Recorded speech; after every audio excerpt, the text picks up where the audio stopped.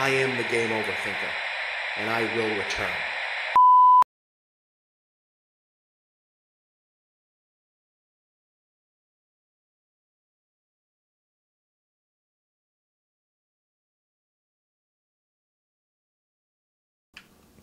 You know, people tell me the Zelda games are, like, hugely important in the history of video games because, like, they invented a whole genre and they gave the medium its first original myth.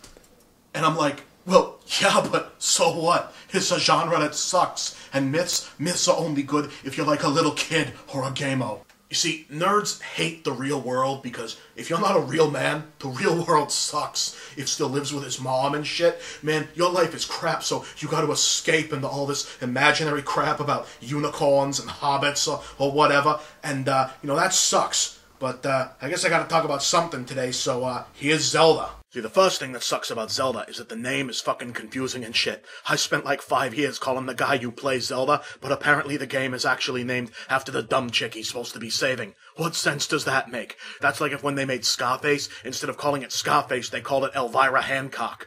Yeah, you see, you don't even remember that was Michelle Pfeiffer's name in that movie, 'cause it wasn't about her, it was about Scarface. But yeah, anyway, it turns out the guy you're playing as is a leprechaun named Link. I think this is actually one of them religious games that Jesus guys used to put out back then, because even though he's a leprechaun, Link has like a cross on his shield. Anyway, there's this pyramid thing that a bad guy wants, so he kidnaps Zelda and takes her to his castle, which is inside a mountain what looks like two nads. I guess Zelda is Link's hoe, because he has to, like, go get her back, except it's all, like, broke up into littler pyramids, so he's gotta go all over fucking hell to find them. The worst thing about this game is you go around killing all these octopuses and rabbits and shit, and it's so damn queer, but you think, maybe the bad guy will be awesome when I find him. I mean, like, I saw this movie once that was about, like, dwarfs and magic and shit, but then there was this bad guy and he looked like Ghost Rider with steroids. But you play to the end of Zelda, and it turns out the bad guy is like fucking Porky Pig. What the fuck?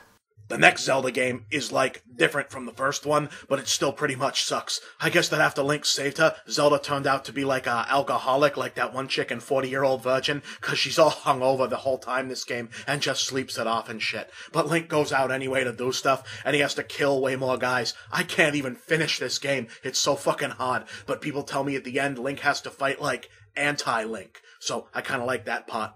Yeah, you know, me and Anti-Link used to hang out back in the day, but, you know, man, he totally changed when he got married and shit. Zelda Part 3 actually has this whole anti-universe, which is sort of like my antiverse, except not as badass. When you go there, all the stuff what used to be water in the real world is like poop rivers, so I guess that's kinda cool, I guess.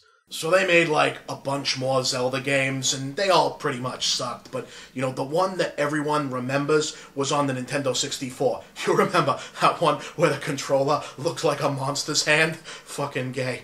And it was called Ocarina of Time. And retards who don't know any better say it was, like, the best game ever made. Well, no, it ain't. So, like, in this Ocarina game, Link starts out as a little kid, and he's got a pet fairy.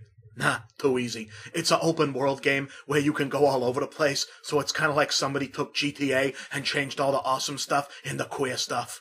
So Link and Zelda are like both little kids when this starts out, and that Porky Pig is just a human, so I think maybe this is a prequel or something. The big twist in this one is when you play through half the game when you're a kid, and then you get a big sword, you go to sleep for a shitload of years, and you wake up as an adult.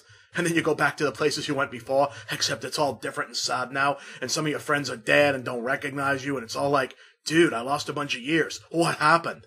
And you're supposed to get all depressed and shit, but so if you beat the game, it makes you a kid again as a reward, I guess. I think this is why people like this dumb game so much when it came out. Like, I think when they made this, all the nerds who played Zelda first back when they were kids were like getting done with high school now and going to college and shit, and they was feeling like, whoa, all of a sudden I'm like a adult? Where'd all the time go? I thought I'd have more time. And they got all sad because, you know, we talked about this, nerds' lives pretty much suck once they get too old for video games and gay-ass imaginary shit. So I guess having this game be about like a dude who actually does lose his childhood and suddenly wake up as an adult all of a sudden in a sucky new world really like spoke to what they was feeling. Like it was, you know, one of them metaphors for a whole generation of video game dorks. That's pretty pathetic when you think about it. I'm glad I can't relate to that shit. I mean, I guess I could relate if, you know, if I tried, I guess. this one time when I was a little kid, there was like this park, you know, and I used to go there all the time, and it was like, you know, it was pretty fun. And, you know, then for a while I just didn't go, you know, there because I was like getting older and, you know, I was busy and shit, right? You know, but then one day, you know, like I was older and I was walking along, and then I saw, hey, I was right near where that park was, so I figured, you know, I'll just go there. You know, I mean, I'm just walking around being a badass, but, you know, whatever, I'll go see this park that I used to go to. But, like, when I got there, it was, like, fucking gone. You know, they'd, like, put apartments there and shit. And I was like, dude, that's messed up, because, you know, I always figured that, you know, there'd be, you know, time, and then it wasn't there, and I thought, man, that sucks, because I remember that, and I'd maybe want to go back there, and you know, now I guess I can't, cause you can't, and that kind of sucked. It ain't fair. Fuck that game.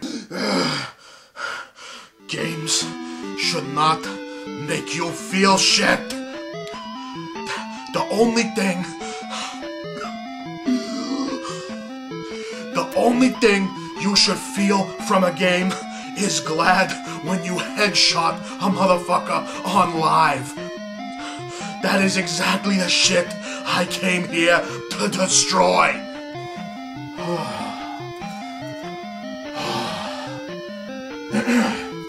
Yeah. So, that's Zelda. Come back next week and, you know, we'll talk about more stuff that sucks. I'm not crying. Game AntiThinker does not cry. Stop looking at me! Looking at me! Looking at me!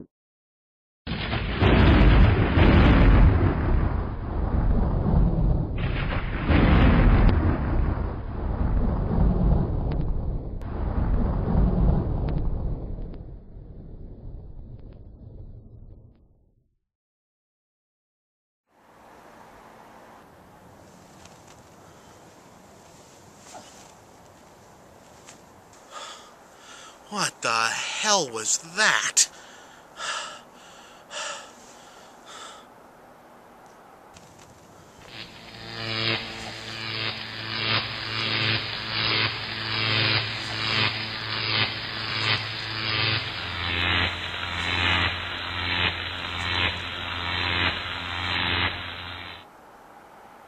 I think he's getting weaker.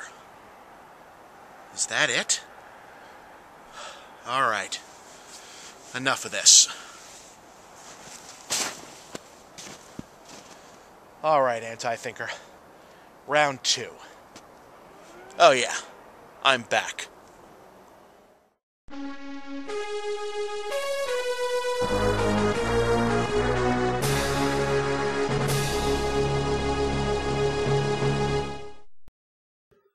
That's right, gang. This is my show once again. The AntiThinker's reign of, mildly irritating obnoxiousness is over, but the story is only beginning. I may have been exiled to a haunted forest in rural Minnesota, but that's not going to stop me from doing what I do good. I'm training my body and mind for the final confrontation with my diabolical doppelganger the only way I know how. By overthinking, of course. Follow me as I explore the strange world of Wario's Woods, and we explore the ever-changing world of video games. And boy, do we have a lot to cover, with upcoming episodes dedicated to Farmville, level grinding, retro gaming, and a beloved Game OverThinker character, Will Die! And it's all leading up to my, theoretically epic showdown with the AntiThinker. It's 2011, gang, a whole new year and a whole new adventure. This is the quest of the Overthinker.